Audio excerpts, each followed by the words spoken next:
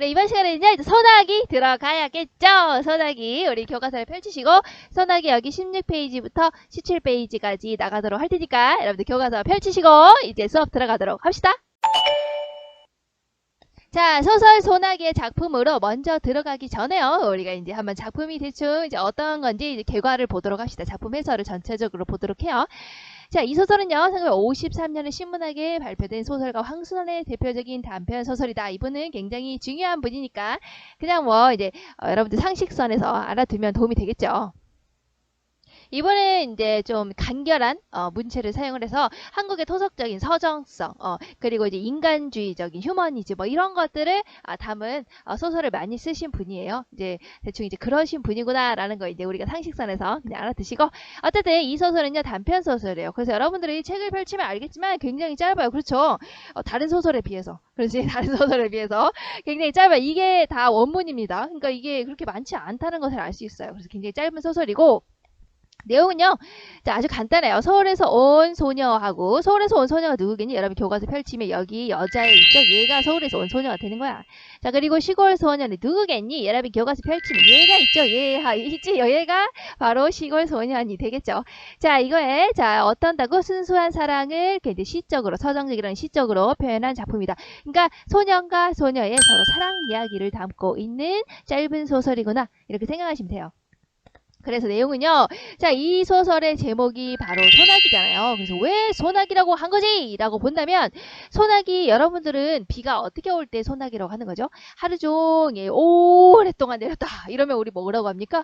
그것은 장마라고 하잖아요. 자, 이렇게 짧은 시간에 아주 짧게, 세차게 쏟아졌다가, 그리고 갑자기 그쳐버리는 아주 짧은 비를 우리가 뭐라고 하죠? 바로 소나기라고 하죠. 근데 제목이 소나기예요. 자, 그렇다면 어떤다고 생각이 드니까, 바로 소녀와 소년의 사랑이 그렇게 막 길게 간다라는 생각은 들지 않겠죠. 제목에서 먼저 예고를 하고 있잖아요. 그래서 소나기처럼 소년과 소녀의 사랑이 아주 짧게 끝나버려요. 자, 그런 사랑을 나타내고 싶어서 함축적으로 설명할 수 있는 제목이 바로 이 소나기라는 겁니다. 그래서 제목에 왜 제목이 소나기였을까라는 것을 잘 생각을 해보세요.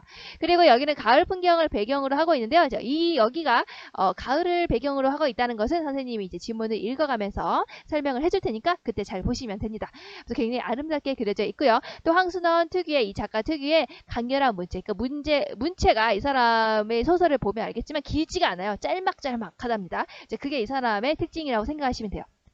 그래서 특히 이제 결말 부분은 이제 결말로 소나기의 이제 결말을 보면 여운을 남긴다라고 했는데, 왜 그러냐면 이제 소년과 소녀의 사랑이 잘 이루어졌을까요? 여러분 진짜 소나기라는 것을 봤을 때도 사랑이 갑자기 왔다가 짧은 시간에 왔다가 사라져버리는 그런 느낌, 그렇죠? 그러니까 마지막에 결국에 소년과 소녀의 사랑이 이루어지지를 못해요. 그래서 굉장히 안타깝고 애틋한 감정, 그리고 이루어지지 못했으니까 독자가 이 다음에는 어떻게 됐을까라는 상상력을 착하게 된다라고 볼 수가 있는데, 이게 전체적인 그냥 내용이에요. 자, 여러분 소설의 구성 단계 잘 아시죠? 맨 처음에 발단, 전개, 위기, 절정, 그리고 결말로 가는 단계. 이거 아시죠? 자, 맨 처음에 발단 부분에서는 보통 뭐가 나옵니까? 주인공들을 나타나면서 주인공의 소개가 나타나죠. 주인공이 나타나야 일단 이야기가 이루어지니까. 발단, 그 다음에 뭐죠? 전개적, 구체적인 이야기가 나오는 부분이에요. 전개는. 발단, 전개, 그 다음에 뭡니까? 사건이 터지죠. 위기가 발생해요. 자, 그 위기가 점점 더 고조되면 뭐가 되는 거죠? 바로 절정이 되는 거죠. 위기를 절정이 다 해소하고 나면 마지막으로 결말, 이렇게 이루어지게 되죠. 자, 지금 우리가 오늘 할 부분은요, 바로 이 첫 번째 부분인 발단인 부분이랍니다. 자, 발단에서 뭐라고? 등장인물들이 이제 나와서 서로 이제 등장하게 되는 부분이 나오겠죠? 자, 어떤 등장인물이 나올까요? 자, 발단 부분을 같이 보도록 합시다. 발단은요, 여기서부터 여기까지예요. 그러니까 여러분들 소녀는 여기서부터 넣었다, 여기까지. 그러니까 페이지로 따지면 16페이지에서 18페이지까지 내용이라고 생각하시면 돼요. 자, 여기에서의 발단에서는요, 바로 어떻게 일어나냐? 개울가에서 소년과 소녀가 서로 만나게 되는 이야기. 자, 그럼 같이 보도록 합시다. 자, 소나기. 자, 위에 보시면 나와있죠? 소년과 소녀의 만남과 헤어짐을 그린 소설입니다. 서로 만나고 헤어지는 거군요. 자, 인물, 사건, 배경을 중심으로 하여 내용을 파악하여 감상해봅시다. 감상해봅시다. 자, 소나기 제목이 나왔죠? 선생님. 제목의 의미가 중요하다. 자, 그래서 여기 제목의 의미 봅시다. 왜? 뭐라고? 왜 그래? 왜? 어째서 소나기라고 지었다고? 소나기는요, 갑자기 세차게 쏟아졌다가 곧 그치는 속성을 가지고 있죠. 특징을 가지고 있죠. 그러니까 소년과 소녀의 사랑도 짧게 끝나버리는 거예요. 갑자기 시작되고 갑자기 끝나버린 그런 소년과 소녀의 아주 순수한 사랑을 나타내고 싶어서 제목을 소나기라고 했구나. 하나 체크해 두세요. 자, 그래서 발단 부분 얘기했죠. 방금 개울가에서 소년과 소녀가 만나는 이야기. 자, 소년은 개울가에서 소녀를 보자마자 곧 윤초신의 증손딸이라는 것을 알 수가 있었다. 일단 첫 번째 우리 소녀에 대한 정보 알 수 있죠. 가족관계 윤초신의 증손딸이구나. 자, 초시는요, 여러분들 과거 시험 볼 때, 과거 시험 어떻게 생각하십니까? 과거 시험이라는 게 있고, 이걸 봐서 합격하면 장원급제! 이렇게 생각하시는 거 아닙니까? 시험이 하나라고 생각하시는 게 아니겠죠. 사실은 시험이 굉장히 복잡해요. 뭐, 소과가 있고, 대과가 있는데, 여러분 이제 역사 시간이 아니니까, 그냥 이제 때려치자면, 그냥 소과의 시험이 있고요. 대과의 시험이 있어요. 그런데 이걸 이 소과를 통과해야 대과를 볼 수 있거든요. 이 대과의 시험 중에서 이제 하나예요. 이 초시가. 이건 그냥 그렇구나 하고 들으세요. 이런 게 시험에 나오진 않으니까. 자, 처음에 보는 시험을 초시라고 한다. 대과 시험 중에서 처음 보는 시험을 초시라고 하고요. 그 다음 두 번째 시험을 또 본답니다. 그게 바로 복시고요. 그리고 마지막으로 또 시험을 본답니다. 그게 전시라고 할 수가 있어요. 그러니까 여러분들 과거 시험이라는 게 얼마나 어렵겠습니까? 초시에서 시험이 두 단계가 있거든요. 자, 초시에서 시험 두 단계 통과, 그거 통과한 다음에 대과로 와서 다시 시험을 통과. 그 시험 몇 개 보는 거니? 5개 봐야 통과해서 5개를 봐서 통과해야 우리가 장원급제 할 수 있다는 거야. 근데 뭐 어쨌든 제가 여기서 중요한 거는 바로 뭐 있습니까? 우리가 초시, 바로 이 대과의 시험에 합격한 사람을 우리가 초시라고 하거든요. 그냥. 그래서 그냥 윤초시라고 한다면 그냥 과거 시험, 첫 번째 보는 과거 시험에 합격한 윤시성을 가진 사람이구나. 이렇게 생각하시면 돼요. 자, 그리고 증손녀 딸이라는 것을 여러분들 생각해보세요. 자, 내가 있고요. 내가 자식을 낳았어요. 그럼 뭐지? 얘는 자식이겠지. 그러지? 아들이든 딸이든 자식이야. 이 자식이 또 애를 낳으면 얘가 뭐가 되니? 얘는 손자든 손녀가 되겠죠? 그럼 손자, 손녀가 또 애기를 낳으면 얘는 나에게 누구지? 이렇게 되는 거지 아니야? 얘가 누구라는 거야? 바로 얘가 바로 증손녀라는 거야. 이 사람의 증손녀라는 겁니다. 그럼 이 사람이 누구겠니? 여기 소설에서 나온 것처럼 윤초씨가 되겠죠. 윤초씨는 요 증손녀가 바로 누구라는 거야? 여기 나오는 소녀가 되는 거랍니다. 아시겠죠? 어쨌든 우리는 윤초신의 증손딸이라는 정보를 여기 글에서 알 수가 있었어요. 자, 그런 것을 알 수가 있었다. 발음이. 자, 소녀는 개울에다가 손을 담그고 물장난을 하고 있는 것이었다. 그러니까 여러분들 이게 지금 무슨 상황이냐면 소년이 있어요. 여기 소년이 있고 얘가 지금 뭐가 끝나냐면 학교가 끝났어요. 학교가 끝나서 얘는 지금 개울을 건너서 집으로 가야 되는 상황이에요. 자, 그런데 개울을 건너서 집에 가야 되는데 지금 가운데서 누가 있다는 거야? 이 소녀가 여기서 길막을 하고 있는 거야. 나 여기 이렇게 지나가야 되는데 아시겠습니까? 지금 그런 상황이에요. 아하, 자, 그래서 자, 거기 담그고 물장난을 하고 있는 거예요. 내가 가는 길을 막고 거기서 물장난 이렇게 된 거예요. 자, 그리고 나서 또 소녀에 대한 정보가 또 하나 나왔죠. 바로 뭐지? 서울서는 이런 개울물을 보지 못하기나 한 듯이 라는 말이 나와 있죠. 그래서 이걸 봤을 때 소녀는 어디서 왔다는 겁니까? 이 소설의 이 문장을 봤을 때. 그죠? 소녀는 바로 서울에서 왔구나. 왜냐면 서울에서는 이거 못 봤나 보지 라고 나와 있잖아요. 벌써 며칠째 그러니까 소녀는 며칠 동안 얘가 가야 되는데 이 길을 길막한 게 하루 이틀이 아니었다. 며칠째 하고 있었다. 자, 학교에서 돌아오는 길에 물장난을 치고 있는 것이었다. 그런데 어제까지는 개울 기슭에서 하더니 어제까지는 그러니까 개울 기슭이 여기서 안 하고 지금 얘가 가야 되잖아. 요렇게 가야 되는데 길막 하지 않고 전에는 여기서 놀았다는 거야. 이렇게 가에서 놀더니 오늘은 징검다리 한가운데에서 앉아서 하고 있다. 그러니까 소년의 통행을 방해하고 있구나 라는 것을 우리가 알 수가 있죠. 자, 소녀는 개울뚝에 앉아버렸다. 소녀가 비키기를 기다리자는 것이었다. 자, 여기서 중요한 정보. 자, 여기서 우리가 이 소설에서 중요한 건 바로 뭐냐면요. 등장인물의 성격이 중요합니다. 등장인물, 바로 소년과 소녀가 있겠죠. 소년과 소녀의 성격이 어떨까라는 거 여러분들이 파악을 해야 돼요. 왜냐면 이 소설의 작가가 소년이 성격이 이래, 소녀가 성격이 이래 하고 직접적으로 말해주지 않기 때문이에요. 이렇게 행동을 통해서 보여주니까 여러분들이 보고 잘 추측을 해야 돼. 자, 여러분 생각해보세요. 여러분 이렇게 길 막 가고 있어요. 선생님 같으면, 나 여기 집에 가야 되면, 선생님 같으면 어떻게 말하겠냐면, 여기 이렇게 가다가 소은이한테 얘기하겠지. 아, 잠깐만, 비켜줄래? 나 집에 가야 돼서, 이렇게 말을 할 거 아니야. 그런데, 말을 하겠지, 나 같으면. 자, 그런데요, 이 소녀는요, 이 말을 못해. 세상에나. 왜냐? 너무 소극적이기 때문이지. 알겠죠, 여러분들? 얘 성격 어떤 것 같아? 굉장히 소심한 것 같죠? 여자애한테 좀 비켜줄래? 나 지나가야 되는데, 요 말을 못하는 거야. 그래서 얘가 어떻게 하고 있는 거니? 이 말을 못해서 그냥 게을뚝에 앉아버렸다. 얘가 갈 때까지. 알겠죠? 소녀가 비키기를 기다리자는 것이었다. 자, 이걸 봤을 때 소녀의 성격이 어떻다는 걸 알 수 있습니까? 바로 소극적이구나 라는 정보를 알 수가 있어요. 자, 여행 다행히 지나가는 사람이 있어서 소녀가 길을 비켜주었다. 다른 사람이 여기를 지나갔던 모양이지. 얘가 계속 기다리고 있으니까 다른 사람이 휙 지나가니까 소녀가 당연히 다른 사람이 지나가니까 비켰겠지 뒤로. 그 틈에 얘가 다다다다다다다 해서 집으로 갔다. 요 얘기예요. 아시겠습니까? 참 이게 뭡니까? 너무 소심하지 않습니까? 근데 소심하다는 거 또 알 수가 있어요. 바로 어디에 나와 있냐? 바로 여기에 나와 있어요. 다음 날은 좀 늦게 개울가로 나왔다라는 표현에서 알 수가 있죠. 자, 여러분, 내가 한 4시쯤에 나와 있으니까 이 소녀가 계속 길을 받고 있잖아. 그러면 이제 남자가 생각하는 거지. 얘한테 가라고는 말 못하겠고 비키라고도 말 못하겠고 소심해가지고 말 못하니까 그냥 차라리 내가 좀 늦게 가자. 한 6시쯤 7시쯤 늦게 가면 아마 소녀가 없을 거야 라고 생각을 한 거죠. 그런 생각을 했다는 것 자체가 어떤다는 거야. 바로 소녀의 성격이 드러나 있죠. 굉장히 소극적이구나. 자, 이단은요, 소녀가 징검다리 한가운데서 세수를 하고 있었다. 와우, 이제 세수를 하고 있네요. 여러분, 그냥 이제 아직 길막 가고 세수를 하고 있네요. 세수를 하고 있는데, 자, 소녀가 이제 팔을 걷었겠죠? 거기서 분홍 스웨터 소매를 걷어올린 팔과 목덜미가 마냥 휘었다. 소녀의 외양, 그러니까 겉모습이 나타나 있네요. 자, 그러니까 얘가 이렇게 걷고, 이렇게 하고 있는데, 걷고 손으로 세수를 하고 있는데, 손이 이렇게 하였죠? 자, 하얀 걸 봤다라는, 하얀 것이 있다라는 측면에서 뭘 느낄 수 있습니까? 남자애가 변태다? 그런 게 아니고 바로 뭡니까? 여자애가 살결이 하얗다는 것은 아무래도 이제 햇빛을 많이 못 봤다는 얘기겠죠? 도시에서 왔구나, 곱게 자랐구나, 이런 것을 우리가 이제 알 수가 있다는 거예요.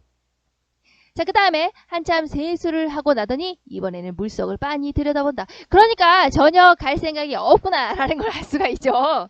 얼굴이라도 그 다음 17페이지로 넘어가서 얼굴이라도 비춰보는 것이라. 얘가 왜 지나가지 않고 계속 거기서 멈춰가지고 여자애가 계속 물을 막 이렇게 하고 있잖아. 그러니까 뭐 하고 있는 거지? 그리고 이제 얼굴을 빤히 물속에다가 쳐다보고 있으니까 자기 얼굴 보는 거야? 뭐 이렇게 생각을 한 거예요. 그러다 갑자기 물을 움켜낸다. 우리 이제 움키다라는 뜻 알죠? 여기 나와 있는 거. 손가락을 우그려서 선생님 그림 그렸던 거 있었죠? 자, 그렇게 막 움켜내고 있는 거야. 자, 그러니까 얘가 볼 때는 그럼 뭐 고기 새끼라도 지나가는 걸까? 그러니까 고기라도 잡으려고 손을 그렇게 오그려가지고 이렇게 막 하는 걸까? 라고 생각을 한 거예요.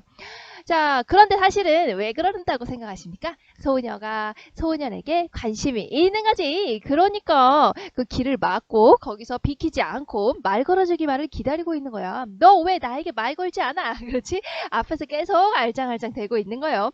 그런데도 말 걸지 않으니까 거기 앉아가지고 세수라도 하는 것처럼 있는 거고, 그리고 고기라도 지나가는 것처럼 손을 막 이렇게 하면서 시간을 끌고 있는 거야. 말 좀 걸어달라고.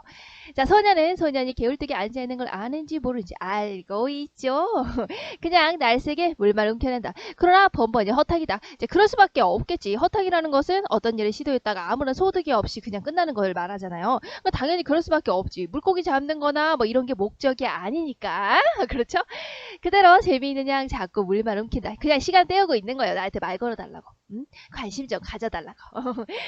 자, 어제처럼 개울을 건너는 사람이 있어야 길을 비킬 모양이다. 지금까지는 계속 다른 사람이, 그러니까 이제 남자애가 원래 이렇게 있었고 건너가지고 집을 가야 되는 상황인데 여자애가 여기서 길막을 하고 있었잖아. 계속 이렇게 막고 있었어. 그래서 얘한테 나 지나가고 싶어, 좀 비켜줄래? 라고 말을 해야 되는데 말을 못한다고 했지. 왜? 남자의 성격이 굉장히 소극적이라서 말을 못하는 거야. 그래서 그냥 기다리던가 아니면 조금 늦게 나오던가 그랬다는 거야. 이 여자애를 피하기 위해서. 자, 그리고 또 그러다가도 다른 사람이 지나갈 때가 있을 때도 있겠지. 다른 사람이 여기 지나갈 때 그럼 이 여자애는 어떻게니 길을 딱 비켜주겠지. 그 틈을 타서 얘가 나다다다다다다다 하고 갔다는 거야. 지금까지는. 그러니까 다 이것도 다 어때? 남자애가 굉장히 소극적인 성격이구나라는 걸 알 수가 있죠. 자, 그러다가 소녀가 물속에서 무엇을 하나 집어낸다. 그것은 바로 무엇이었냐? 하얀 조약돌이었다. 그러니까 소녀가 지금 물속에다가 계속 자기 얼굴을 비춰본다든지 아니면은 뭐 세수를 한다든지 하다가 그 물속에서 하얀 조약돌을 꺼내는데 이 조약돌의 의미 잘 알아두세요. 자, 이게 무엇이냐? 바로 소녀를 향한 소녀의 관심이 드러나는 소재라고 볼 수가 있어요. 자, 이게 왜 그럴까? 이제 뒤에 걸 읽어보면 알 수가 있어요. 자, 어떻게 하냐? 돌을 집었죠? 그리고서는 벌떡 일어나 빨짝빨짝 징검다리를 뛰어 건너간다. 다 건너더니만 휙 이리로 돌아서서 돌을 지금 집었죠? 그럼 징검다리를 팔짝팔짝 뛰어서 건넜어요. 그런 다음에 갑자기 뒤를 확 돌아보더니 이 바보! 이렇게 했다. 여러분 너무 유치하죠? 유치하다고 생각했을 것 같죠? 자, 이거는 뭘까? 그리고 나서 조약돌이 날라왔다. 조약돌 왜 날라왔을까? 여러분들 생각을 해보세요. 이게 전체적인 맥락을 한번 생각을 해보세요. 나랑 싸우자! 뭐 이런 애가 결투 신청! 뭐 이런 거예요? 이런 거요? 그런 거 아니죠. 뭐예요? 지금까지 난 너에게 관심이 있어. 그래서 일부러 길을 막고 기다렸단 말이야. 네가 말 걸어주기만을. 그리고 그래도 말을 안 걸어주니까 앞에서 계속 시간을 끈 거지. 세수를 한다든지 물을 빤히 쳐다본다든지 하면서 막 시간을 끈 거지. 그래도 이 답답아. 왜 너 나에게 말을 걸지 않니? 라는 거죠. 그러니까 답답해서 계속 기다리다가 그래도 얘가 나에게 말 걸 것 같지 않다. 라고 생각이 드니까 이 여자애가 어떻게 한 거니? 바로 돌을 집어가지고 던진 거지. 이 바보야! 이렇게 하고요. 자, 그러면 이 바보가 무슨 뜻일까? 바로 나 너에게 관심 있는데 왜 너 나한테 말 걸지 않아? 하는 답답함의 표현인 거 알 수가 있겠죠?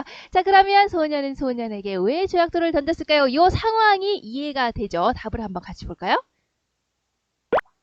자, 이렇게 볼 수가 있네요. 바로 뭐죠? 바로 소년의 소극적인 태도가 답답해서 왜 나도에게 관심 있는데 또 소년과 친해지고 싶은 자신의 마음을 몰라주는 소년에게 서운함을 느껴서 그리고 소년의 관심을 끌고 싶어서 다 이 전체적인 맥락을 이해하시면 돼요. 난 너에게 관심 있다. 그래서 앞에서 얼쩡대고 있었지. 그러면서 계속 기다렸는데 너 그래도 나한테 말 안 걸어? 아우 답답해. 그래서 돌을 확 던지면서 이 바보야! 이렇게 한 거예요. 아시겠죠? 난 너에게 관심 있는데 너에 나한테 말 안 걸어. 답답하고 서운한 감정이라는 거 아실 수 있겠죠? 자, 그러니까 소녀는 저도 모르게 벌떡 일어섰다. 이제 일어섰죠. 이제 돌 던졌으니까요. 자, 그러니까 여자애가 어때? 돌 던지고 나서 단발머리를 나풀거리며 소녀가 막 달린다. 어디로 갔냐면요. 갈밭, 바로 갈대밭 사이길로 들어섰다. 뒤에는 청량한 가을 햇살. 여러분 청량한 거 잘 아시죠? 이제 가을이 좀 있으면 가을 되겠네요. 어떨까? 가을 되면은 하늘이 높고 굉장히 바람이 서늘서늘하죠. 기분 좋은 약간 그런 시원함이 느껴지잖아요. 이제 그런 걸 청량하다고 하는 거예요. 물론 뜻은 여기 다 나와 있지만 청량한 가을 햇살 아래 빛나는 갈곳은 갈대꽃을 의미하는 겁니다. 그러니까 여러분들 여기서 중요한 건 뭘까? 갈밭, 갈대밭이라는 거, 갈대꽃이라는 거, 청량한 가을 햇살이라는 요 단서를 가지고 우린 뭘 할 수 있다는 거야?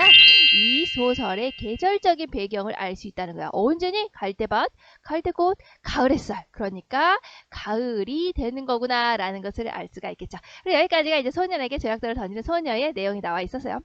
자, 그리고 이제 갈대꽃 속으로 들어갔죠. 갈대밭 사이로 소녀가 돌 던지고 들어갔어요. 바보 하면서.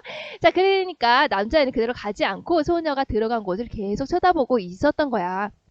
그러면서 이렇게 생각을 한 거죠.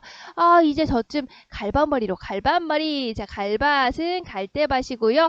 자, 그리고 머리는 입구를 얘기하는 거예요. 그래서 갈대밭 입구로 이제 소녀가 나올 때가 됐는데 들어갔잖아요. 안에. 너 나올 때가 됐는데 라고 한 거예요. 자, 꽤 오랜 시간이 지났다고 생각했다. 그런데도 소녀는 나타나지 않았다. 어디 왜 안 나오지? 그러면서 발을 이렇게 올리는 거 있죠? 그것에 발돋움을 했다. 그 말은 이제 관심이 있다는 얘기겠죠? 그러고도 상당한 시간이 지났다고 생각을 했다.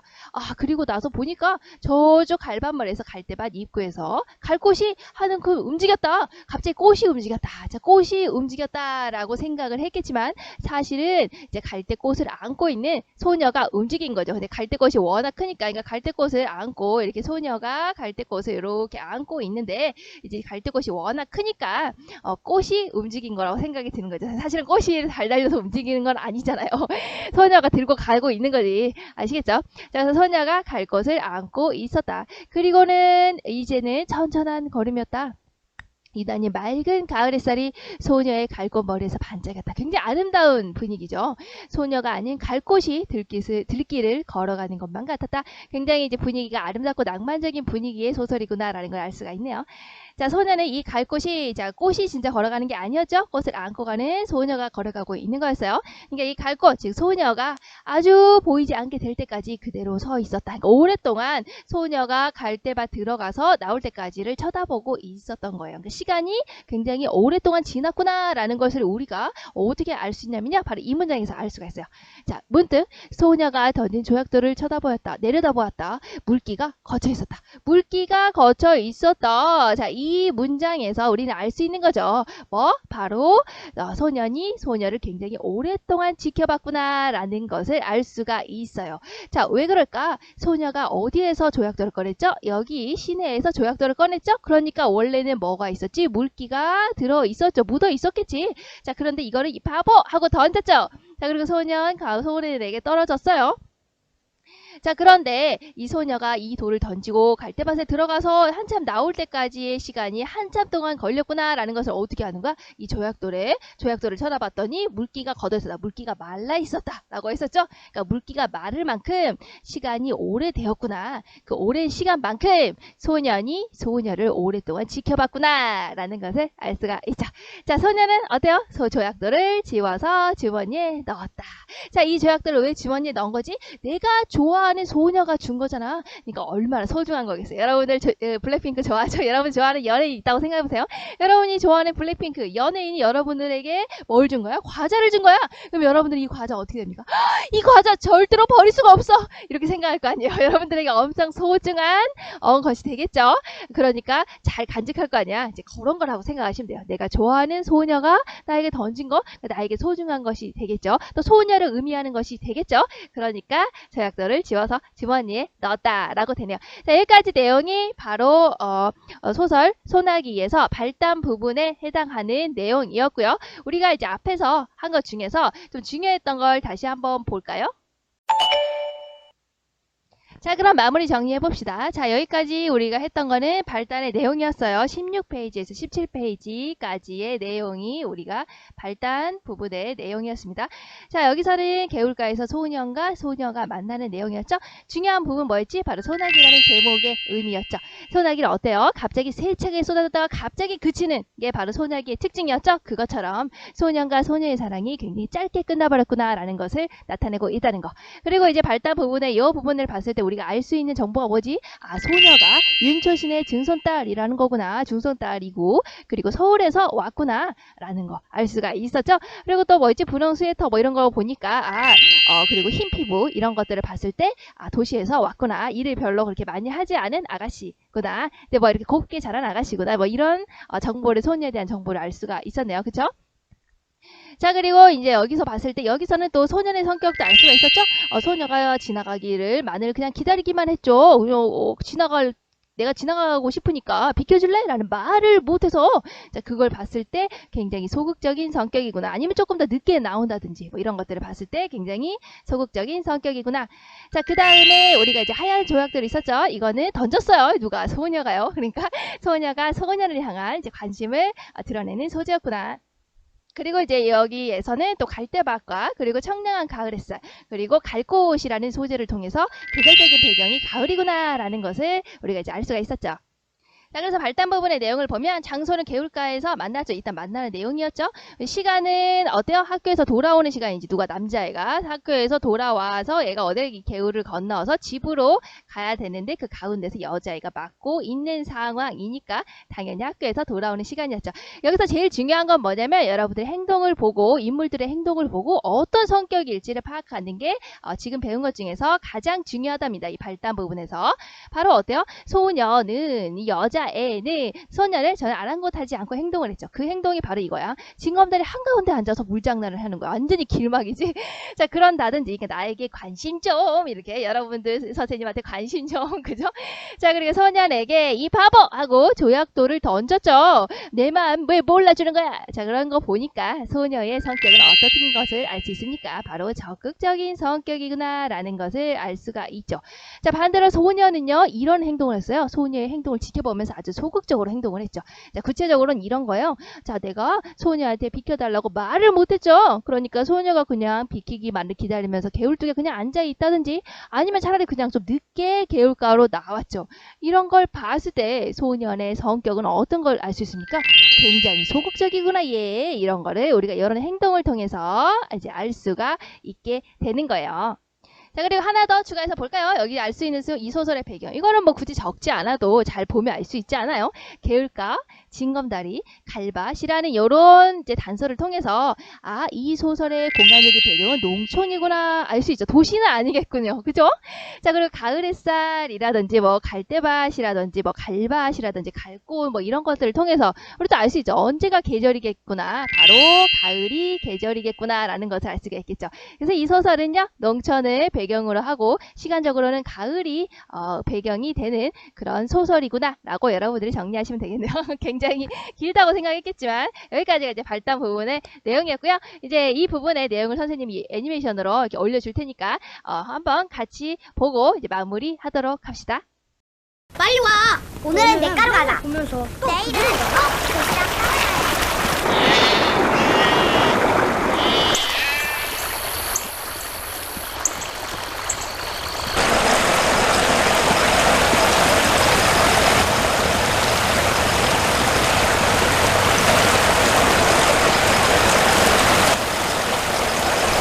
안녕하세요.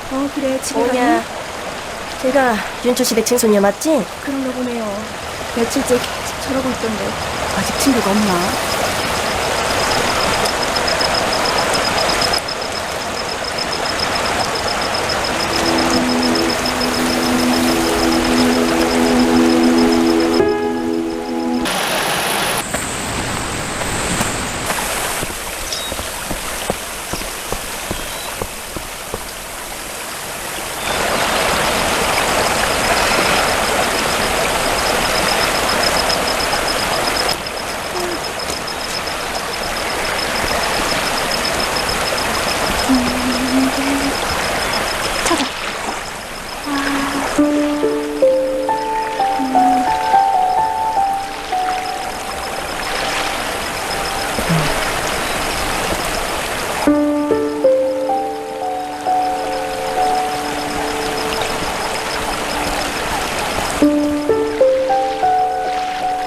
물고기다.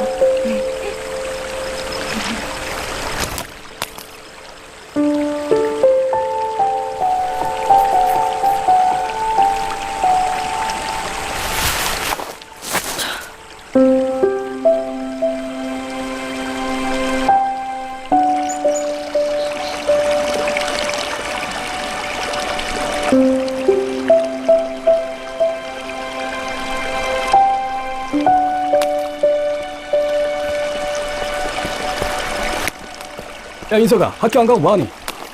누가 있어서요.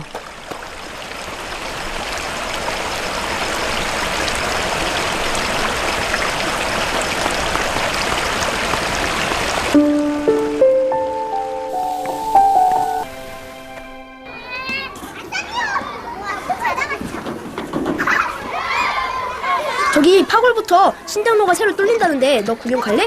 너무 뭔지 아나?